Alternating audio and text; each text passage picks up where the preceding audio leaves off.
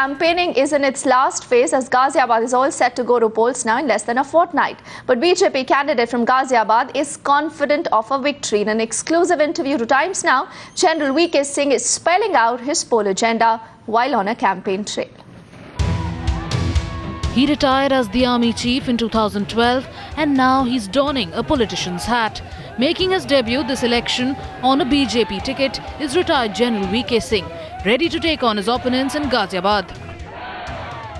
Don't enter into a battle and work out as to what the chances are. This is something for which one is working, and one is trying to ensure that everything comes out successful in the end. And he's taking the fight to his two high-profile opponents, Shazia Ilmi of the Aam Aadmi Party and Raj Babbar of the Congress. One particular party is giving tremendous amount of money all over. They're spreading the money.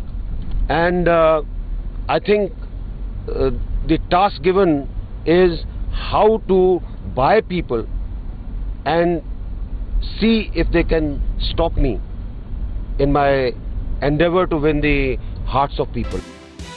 Even coming down heavily on the government for keeping the Navy headless for over a month.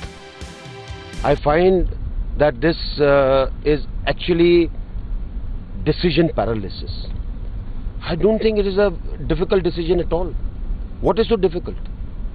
I mean, you have a couple of people, you know what the qualifications are for making the chief, you know what exactly has happened. Why can't they appoint one?